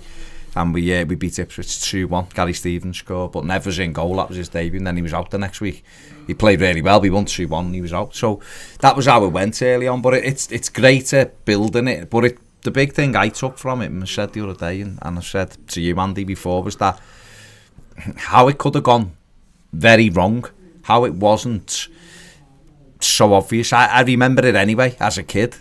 You know, it feels like yesterday, some of the games, and I was saying to you, Andy, that Coventry game, the Coventry game in the Cup was incredible. There was 8,000 of us there, and we come from behind to win 2-1, which was a massive thing because we weren't playing very well at all. It was before Christmas. It was at October time, something. It was the 3rd round. Peter E come on and changed the game. But a few weeks later, we have Coventry at home in the league, and the team was horrific. The team get booed off. There's petitions going round to get rid of Howard Kendall. It's been signed by fans. He had his garage doors daubed in paint, get out of our club, and they're singing sack the manager and blah-de-blah. It was horrific. And you're watching this team that was garbage basically in front of your eyes. And yeah, 2 games later, win an away game and then go 18 games unbeaten in the league and end up winning an FA Cup. So it's incredible, and the stories around it are amazing, and you get to see that those players not only policed themselves, not only demanded the best from each other, but genuinely loved each other as a team. That's what I took from it. It is, like you mentioned there, it's all about moments, isn't it? You know, there's moments like signing Peter Reid and Andy Gray, leadership in the dressing room, as I mentioned in the previous part. We spoke to Bob, remember when we interviewed Bob Latchford all those years ago back in the Minshall, and he said that Howard Kendall spoke to him, and it was between him and Andy Gray who they were signing. Really? And he said that I thought I was coming back, and he chose to go with Andy. You know, but would Bob Latchford have had the same impact as Gray? Probably not, because Latch was a good goal scorer, but not a character. But that was a very young team. People forget how young that team was, and having that bit of experience. But even on the coaching side, again, bringing in Colin Harvey was a masterstroke. Colin Harvey, who a lot of the younger players had worked with, had standards that, because he'd played for a good Everton side and come through, and the standards had been set to him by good Everton players before that, good pros. It's having good pros telling young pros how things are done. This is what I was saying about in part 1. There's not enough of this goes on in football, and at times you need another voice as well. You need it's funny with Colin Harvey, because sometimes I think the picture maybe from the outside is painted like Howard was staying and Colin might be the person to rely on, but Mick Heaton was probably the person he went to, wasn't he? Yeah. So you had Howard who picked the team, and Colin who was staying because he was taking all the training and wouldn't allow them any less, and then Mick Heaton who was maybe the person you went to, who maybe wasn't a great coach. And it just shows you. And Clinkard come up, didn't he? Who was the former physio. Do you remember Clinkard? Looked like Magnum. Looks like Magnum. I remember Nick Rathbone. That's where my most bad memory. Christ. No, I know, but there probably was a physio, but it was what?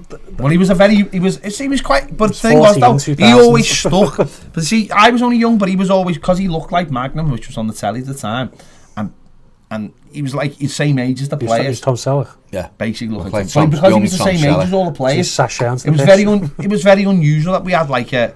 And he said the other day, didn't he, at the thing, he said, he got him on stage, like, because he was a really important part of it, and he said, we had like 50, it was like the team, then there was like the manager, 2 coaches, and the physio, and that was it. They're much different now, yeah. That was it. He said, so we all had to stick together, and you know, did have the kit man and the fella, and the person, was it Jimmy Martin? Jimmy Martin, when we drove the bus. The coach. He drove the bus. So, And that was important because Howard used to say to him, right, from our away game that they'd won, like, don't drive above 40 miles an hour. We go home slow, so we can all have a bit of a... No, so we can have a bevy. Yeah, there's John Klinkard. He does look like Magnum. He does. I mean, not very good for a podcast, but sort him out. Handsome man, fluffy hair, he's a very handsome man. Tom Scheller. Look, so he was a big thing, and because he was young, and I'm saying that they drive home very slowly from away matches, so they could all have a bevy and down the motorway. Yeah, not illegal. Well, you've got to go above 50 on a motorway. It'd be 50, wouldn't it? Maybe he went on the A roads. I don't know. You don't have to defend him. It's statute of limitations. It's gone. No, but that was the kind of thing that happened. And, Klinkard was very. He said the other night he was similar age to all the players, and that made a big difference in some respects. And there was all that camaraderie, but there was only John Klinkard, Mick Eaton, Colin Harvey, and Howard Kendall. That was the staff. It's much different now, isn't it? But that I do think it is important. I know people question Duncan Ferguson, just trying to bring it round to a sort of modern thing, is you do need an identity of Everton and what they represent, no matter whether they are on the coaching staff or they're an ambassador, wherever. It's just to bring those standards, I suppose, into it. And you look at Ajax, probably the best team ever who've done it, really, even Barcelona, where they've got players throughout the club who know what it's like to represent them, and that sets that standard. I think we've always done it. I think the problem is, though, now, is that the generational gap is so big. But that's what I'm saying. So Duncan Ferguson did win something at Everton. Yeah. You can't take that away from him. But then it's the generation after. But then the problem, and this is the problem, isn't it? Is that, and it's funny because we always say the only managers who've won anything for Everton are people who've played for Everton. Yeah. It is something. It is something unique. That is Marco going for a quick sub appearance. Yeah, get him on. Yeah, they put a rumour out that he played for Everton in a trial game in 1992. No, but it is that though. It is about an identity. It is, and people go, no, you need to get away from that. And I know, listen, younger people, I don't know how you feel, but we'll ask you now. But some younger people will say, you need to get away from this now. You're living in the past. You like them, not always about. But I don't think it is living in the past. I think what it is it's like it's celebrating something that was so good. And one of the things, because I've seen it as well, is people say, should get the players to watch this and the coach so they understand. And it's like, no, you should get the players to watch it and look at the fans and go, look at the fans' reaction when we score against Southampton. We're going to an FA Cup final, and we all believe we're going to win it, but we've got to win that semi-final. When we won it in extra time, it was that feeling of like, oh my God, we're on the verge of winning a trophy. And 14 years, I mean, but it's going to be 25 now, but 14 years then for Everton Football Club was an eternity. It was an eternity. Clubs in the because at the end of the day, right? One trophy in every decade. If you were an Evertonian then, your dad would have seen you win something. That's how it's always been. Yeah. Your dad would have seen you win something, no matter what. That's what it's always been with Everton. Unfortunately, now people are looking at their granddads and saying that, and that's the problem. We're getting to that point. So. What's your take on it anyway? For me, you always have to remember your heroes. I always think that the club should probably do more, and I think they should. I'm not saying you should bring in Peter Reid as manager or anything like that. I'm not saying that, but example, Neville Southall, probably one of the greatest goalkeepers of all time, and let's be honest, top 10, top 5, whenever you want to. The greatest for me. For me as well. I wasn't even around, but when I've watched Neville, superb. He's a resource that Everton should be asking. Definitely. I'm not saying he's going to be the goalkeeper coach because he probably doesn't want to be the goalkeeper. No. But just him and Jordan Pickford, Jonas Lossell, Harry Tyler, whoever the youth goalie is, just a video session a week with Nev would make a world of difference. And I'm not saying that Nev is going to transform, but that experience is something you lean on. And as I said, Ajax do it well. Barcelona have got Patrick Kluivert now running the Messiah. And I know we have those players involved, but these are players at a different level. What we're talking about now, Neville's a winner. He's Everton's most winning goalkeeper, really. There's a difference between him and his knowledge, and he was one of the best in the world. He understands the game. That's the key. Neville can teach as well as talk about the game. That's the difference. Not everyone can do that. I do think that there's certain things that Everton may need to modernise itself away from. That's more in terms of the playing style and what we should do. But that's by the by. That's a different conversation. But I do think that we should look to the past, and I do think we should hold up what they did and what because I would love to have seen that. To me, I wouldn't. I've seen good Everton teams, but I've never seen a team win anything consistently. Like I've never gone into a season and think we're one of the best 2 teams in this league. I've never had that. And when Liverpool and Everton were the best 2 teams in the league, it was tit for tat every season, wasn't it? If there was 4 or 5 years, and I think there's a lot to be learned, and I think the players should watch it. And I'm not saying they're going to, a lot of them won't understand it, but there's something to be learned, as you say, the reactions of the fans, the camaraderie, the standards set by the senior players in the team, and just how you become champions, really. Because you look at the modern Everton team now, and I'll move the manager out just for a second, because Marcel Brands is obviously the one who's creating this sort of ethos and this philosophy. He's building a young side. Now, this side may not be ready now to get the big time, which they're not.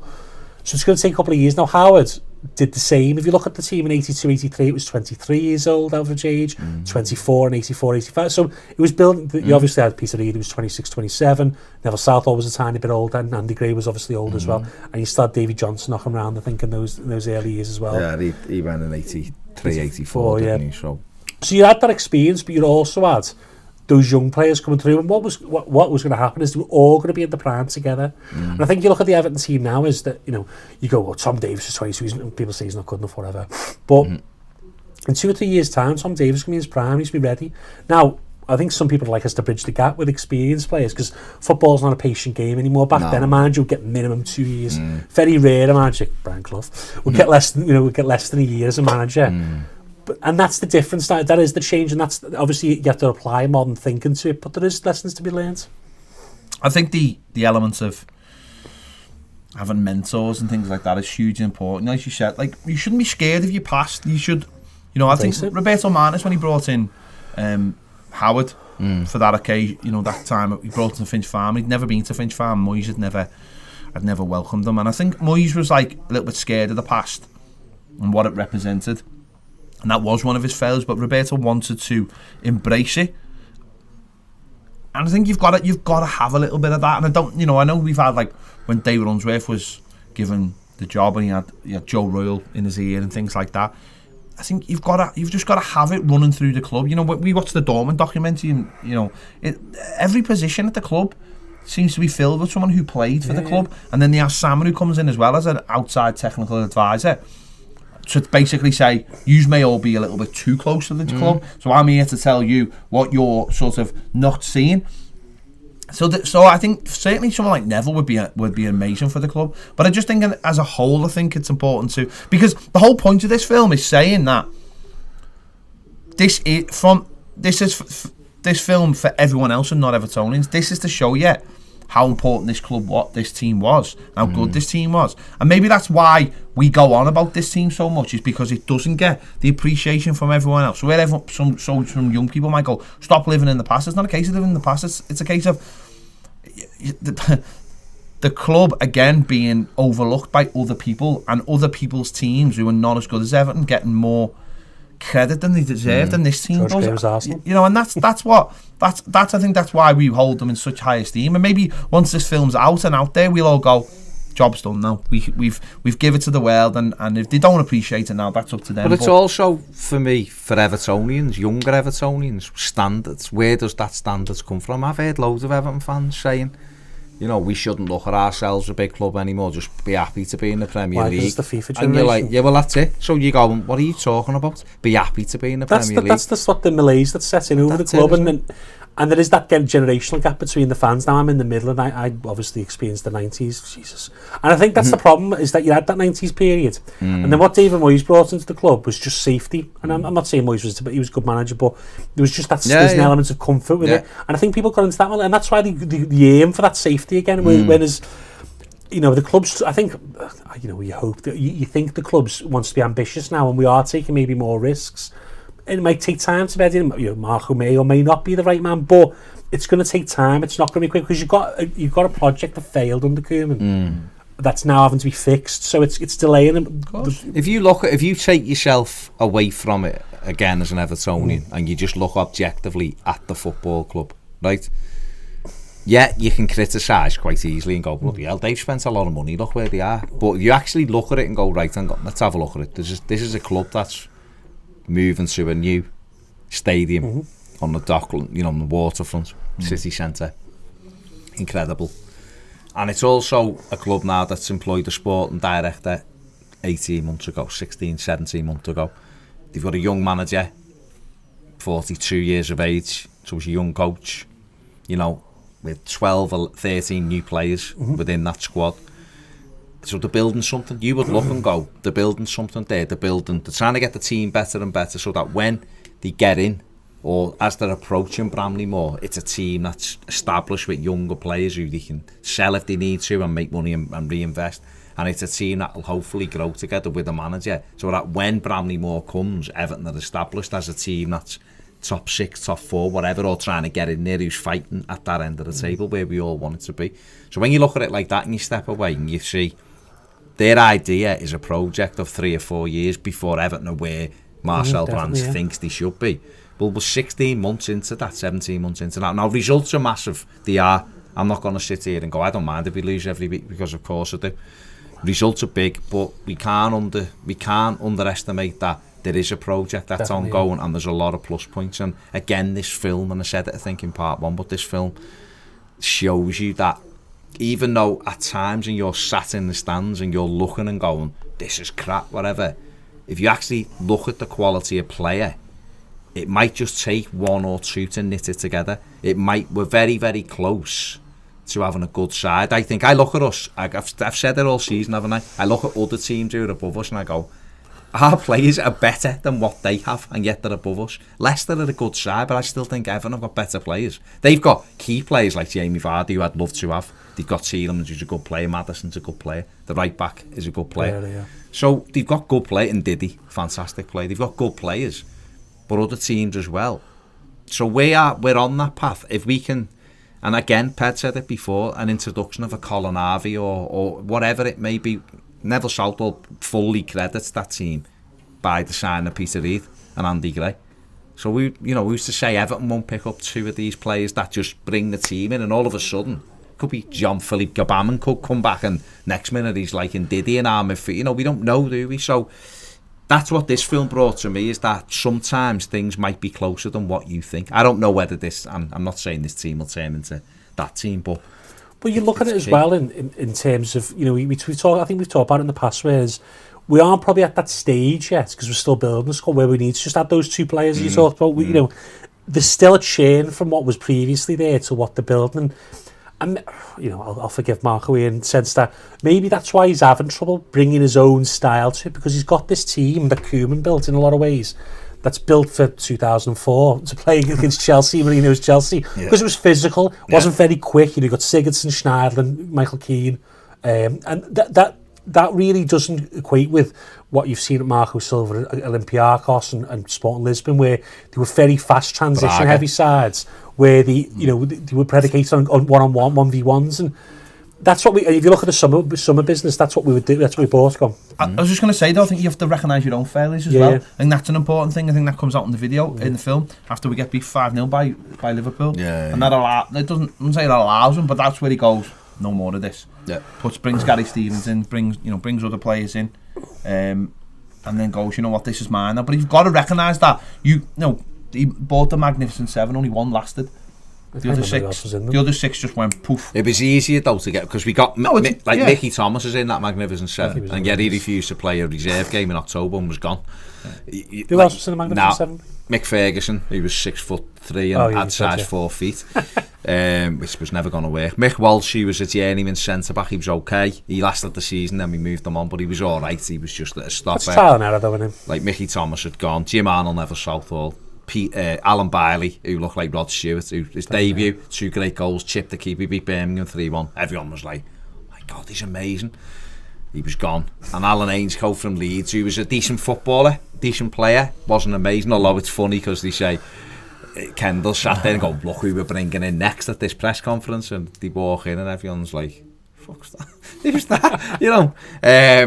And he was gone. Alan Ainscough was a decent player, but he was gone as well. So out of them, like Ped said, there was 1. So 7 players, even in them days. There was one. I said to you before, Gary Stevens he thought he was going to have to ask to leave because Brian Burrows was in his place, and he come through the reserves. Gary Stevens through the youth team into the reserves, was in and out the first team. We get tanked 5-0 by Liverpool at home. He's in the team. 2 weeks earlier, he was thinking about leaving. Never saying us. Sharp asked for a transfer about 9 times. Ratcliffe when Glenn Keely. Ratcliffe thought he was going to have to go. So is that when Mark Higgins was still fit? No, I think Higgins was. No, Higgins was. He was still around Mark Higgins, but he wasn't. He wasn't playing in. That You've game. got like Billy. It was Billy Knight who had Glenn the weight Keely problems. came in alone from Blackburn. Yeah, we got Keely in from Blackburn. Didn't play Ratcliffe. And he last 19 minutes. We get beat 5-0. So there's those moments. Did he ever play again? Keely? No, that was it. 19 minutes he got, isn't it? In fact, he terminated his loan a week later, I think, or something like that. I think. Mystery of Glenn Keely, another podcast. He went back and got a big beard for Blackburn. But there was those sliding doors moments in. But it is team. Recognising your own mistakes as well. It's being able to go, I messed up there instead, because I think nowadays it's like the whole thing. It's like society's thing, instead of going when something's up and people know it's up, they just keep going along with it. Going, no, I've made my mind up. I can't change. I wrote it on Twitter. I can't change. I can't change it. I wrote it on Twitter. Be wrong. There's nothing wrong. But that's what I'm saying. But people don't want to be wrong now, and we see it in football where people persist with things instead of going, you know what? And actually, that's what I'm credit Marco with recently going. Nah, get him out. Get Coleman out the team. Sigurdsson out the team, get Snyder out the team, and I'm going to play my team. It took him too long to do it, but he did finally say. And again, and even taking Keane out the team, you told man going, I can't do that. He's just brought Siddiby in, and he's going to put a young lad in, and then he's got, all these changes at once. But he's gone, no, I'm happy doing that, and that's what you've got to do. You've got to know your own man and be able to go, I'm powerful enough at this club. And when Howard was in charge, it'd be a lot easier. He hasn't got anyone above him. The next person above him is Jim Greenwood, who just like signs the contract Jim. And the day, innit? Contract Jim at the time. And above him's John Moores or we have Philip Carter who really believed in him. John Moores was there. Don't forget writing checks, and John Moores demanded Everton be the best. He demanded it, and that's what we're talking about, right at the very top. He could have demanded something else, but we won't talk about that. He could have, but no, John Moores, I'm saying. Oh, no, so he's not Philip Carter. Sorry. But what Philip Carter did, which you have to give him credit. There was other stuff he should have done. But what he did was. Why did he accept the night? What he did was he backed Howard Kendall when a lot of people were calling for him. Because those cushions are not cheap. When a lot of people were calling for, and it would have been easy to just go, yeah, you're right. The crowd aren't even coming through the turnstiles here, it's because the football's that dour. And 2 weeks later, with 18 matches unbeaten. I think the difference, obviously, it's quite different now. Obviously, with Marcel Brands, I think what Everton fans need to do is obviously let's see what happens with the manager. Either way, it's going to be whatever happens. But we need to give it time in the sense that it's going to have to play out these transfers, because let's be honest here, we sign these players and it's either you complete the project and sign the rest of the players that you sign to complete the team and then see what happens, or you rip it all up again and we end up back at square one. I think we're in and out of this film, I know we are, but it is that idea of if Marco doesn't want someone at the club and he doesn't see value in the club, then make sure you get it known. Then if you don't want to play, it's a lot easier back in the day. You only had 2 subs. You had who you needed, and everyone else was gone. And if they weren't playing, then they were gone. That's the classic case of Andy Gray. You're not playing, so what? You got to make a decision. And he made the decision to go, which he said he shouldn't have done. But now it's different, because if you're not playing, well, I'll just go and sit on that bench with those other 7 people. But look at Graham Sharp. Sharp said the other day, he thought he was going to have to move on. Everton are bringing in Andy Gray, 8 and each there. He's thinking, I might have to move on here. That's the problem now as well, is that back then, it wasn't all, but the finances were different now. It's like you've got depreciation assets sitting on the bench, and you've got to use these players because they're earning money, and there's none of this let's banish them to the reserve team until I've been them off in like 6 weeks, because the transfer window is also a player. Cuco Martino. Well, Nias will be gone. Nias has got a new passport, hasn't he, where it means these youth team players, he'll be gone at Christmas, won't he? They're just getting him fit now to go. And that they'll be too up to do. No, but it's it's a brilliant. It sounds good to me. It's a brilliant film, and it'll just make you know what doesn't happen enough it'll make you appreciate being an Evertonian. I'll make you proud to be an Evertonian. Exactly, that's what I'm saying, and that doesn't happen enough. And there are reasons for that. And some of the reasons you can actually watch in some of the reasons do happen in the film, but some of the reasons are you see in the film. You could see out of our own hands. Well, no, not just that one. Some of that I'm saying is that there's things you see in the film that you just don't see Everton do anymore as a football club in terms of how they come across. You know, you can see Howard Kendall. It's the way he conducts himself. Even there's a couple of interviews when they've just won the European Cup and his cup, and he's not like, singing and dancing like, with his cap on and his glasses or anything and a beard. He's basically standing there going, how long's this going to take, because we've got a plane to catch, and he's thinking, I've got to be on that plane because I've got to get home because we've got a cup final on Saturday. He knows what's going to happen. He knows what's going to happen on the plane. Everyone's going to have a berry, but he's thinking, I ain't missing this plane for you. I don't give a monkey's who you are. Whereas now there's not enough of that. There's not enough of that. We come first. Control. And this is football all over, by the way. This is not just an Everton thing. But that's like, say the people at the top don't at the teams at the top at the moment don't worry about things like that. They don't let anyone push them round. And I just think for too long as a club, we've bowed down to what other people expect of us. And sometimes the club have bowed down to what the fans expect of them and gone, no, we're doing this. And I don't care if you don't like it. This is what we're doing. And and maybe, you're talking about brands. That's what brands sometimes maybe do, is that you go, no, this is for the best of the club. You might go, I fully back Marco Silva. I can see what he's trying to do for all those reasons you mentioned before. The thing with Silva is, I think he does like him, and I think, hard working manager for hours. The last two managers were gone by 2. They were lucky if they were around the Finch farm by about 2 o'clock. One of them never took training, did he? According to some players. Well, he didn't, did he? And this one's here till 6 and 7, and he's a hard worker. He wants He's it. a football obsessive, isn't he? Wants to do his very best for the club. And Howard Kendall was like that. All right, he liked the bevy and all that, but he was always thinking about Everton.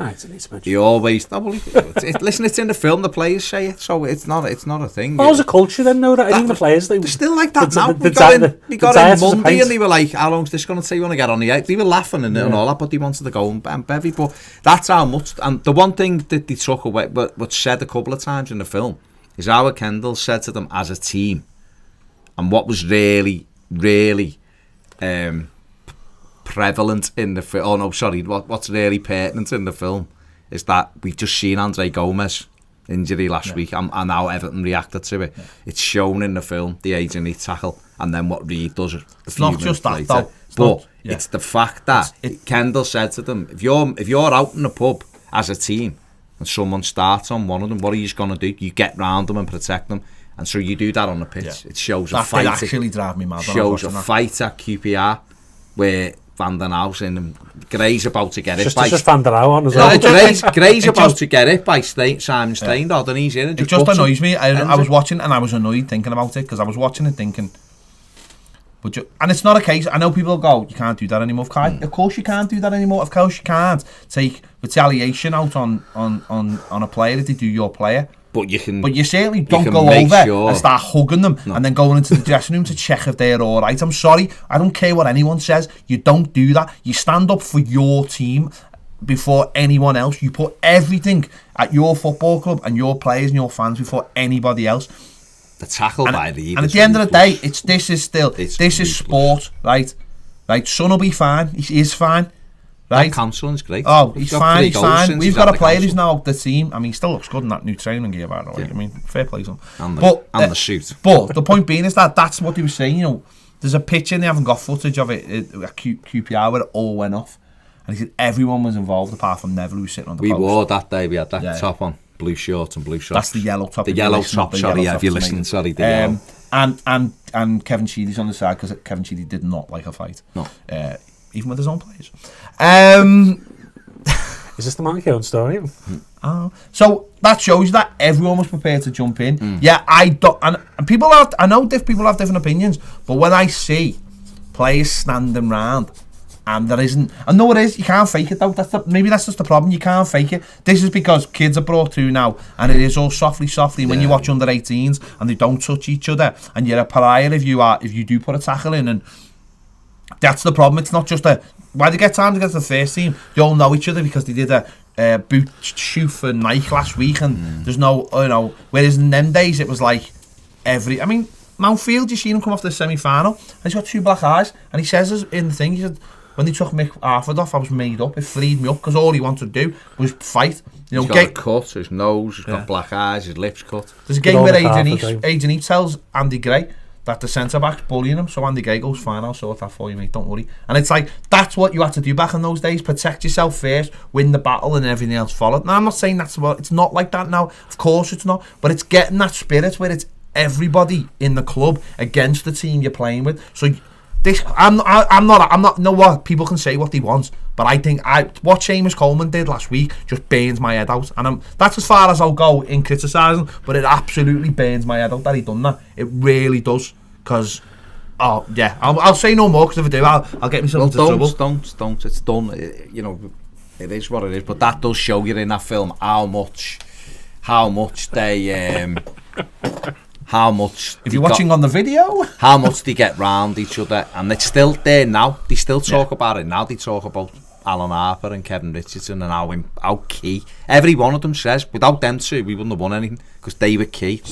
Southall said to me that on the interview we've done, which will be out on Patreon, was like, how important, how good professionals were they? They wouldn't play for a month, and they'd come in and be man of the match, and then he'd be out the team the next week. Kevin Richardson would come in, score 2 goals and be dropped because Sheedy was fit again. And they both said, we went up to Howard and were like, was Sheeds there last why night? aren't I playing? Yeah, Sheedy was there. there. Why aren't we playing? Twice. We did. We were there. I was as good as from when he done it, when he did he film. Famous phrase. But, why aren't I playing? And Howard was like, well, he's better. You just have to work hard and try and get it. And they just went, we just looked them and so, yeah. Andy Gray says I was frustrated because I wasn't in a team, but they were tearing it up, Heath and Sharp. I couldn't say nothing. I just had to wait for me chance.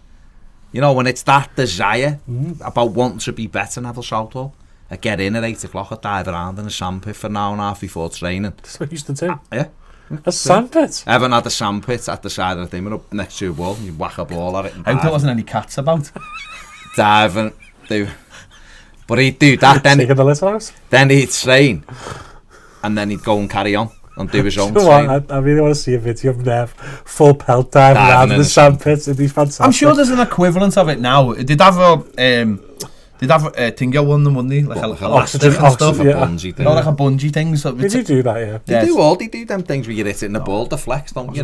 Ball walls, yeah. Well, he tell a story. I mean, I was telling you about that training session I'd done with Nev and Gordon Banks when I was at Everton, but they tell a story, the players, about shooting, and they were like, they hated it because you'd just be heading the shots away.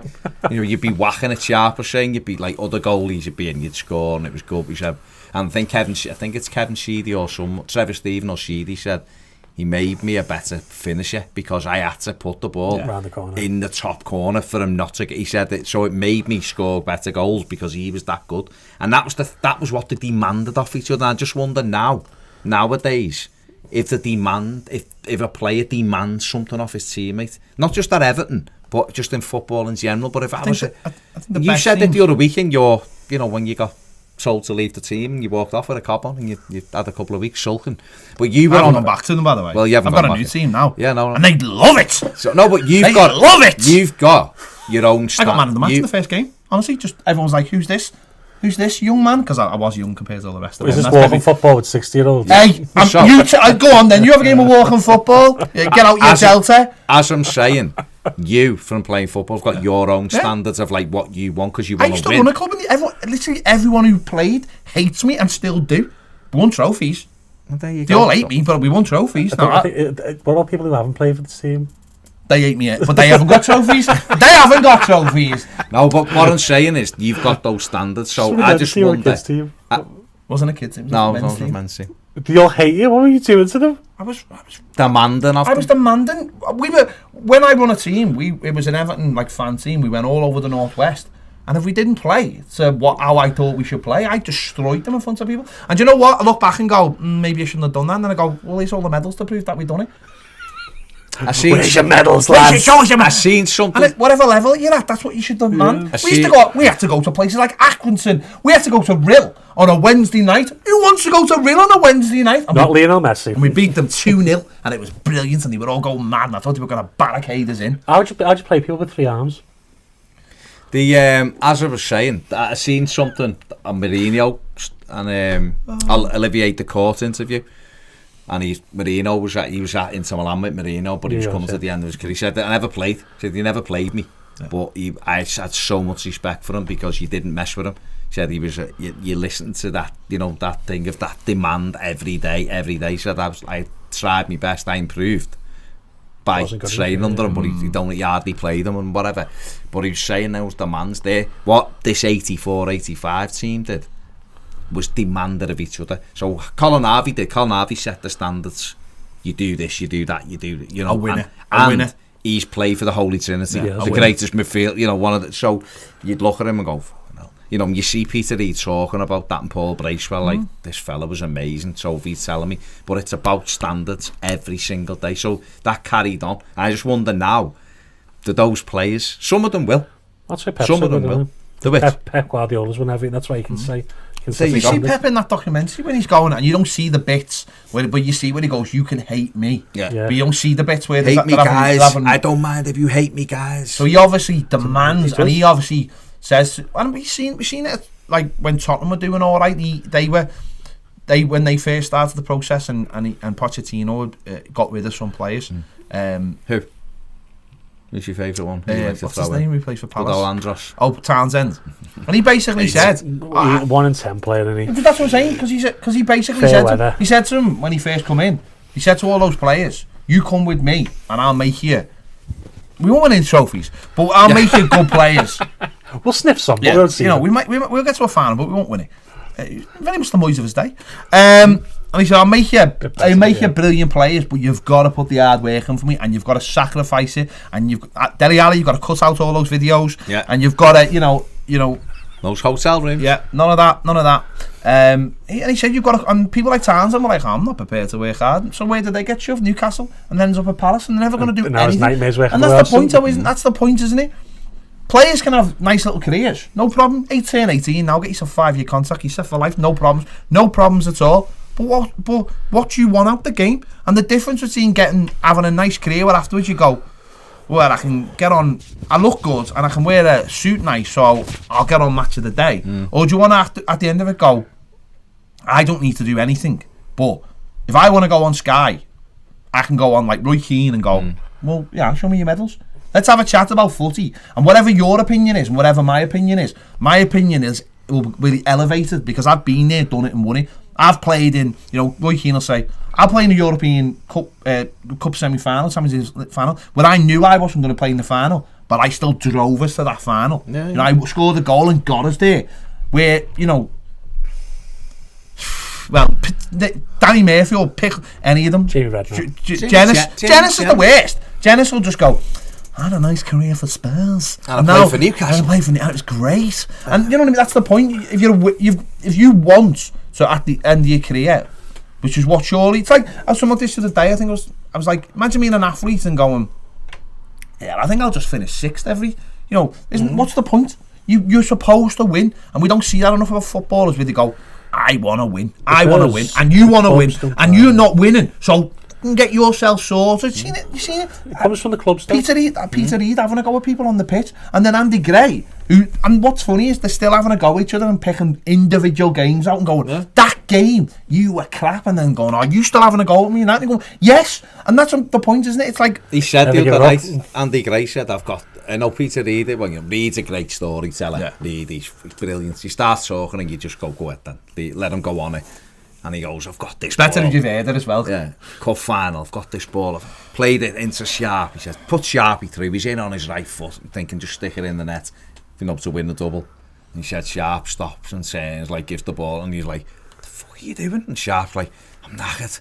He's like, you're fucking knackered. We're doing all the running. Yeah, me and Brace are running everywhere and you're knackered, And Andy Gray's like, I wasn't tired. And they're giving each other the banter. And then they had, They're talking about the cup final. So Reedy in the semi-final against Luton as well, aren't they? Reed, yeah. You went missing for that Yeah, game. And Gray they're was like, like, where you were you still when give we me... played And that that's the game? point. They're picking out individual games where they're going, you were crap. And you can imagine for days after training... And we won that Luton game.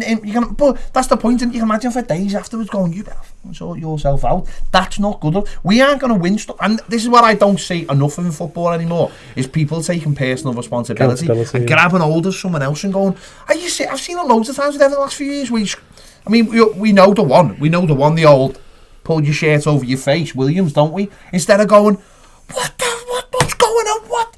I hate it. I look at Pickford sometimes and all I want to see him do is run. I'm going, what did you do? What did you do? And what did you do there? It's Hulk Hogan.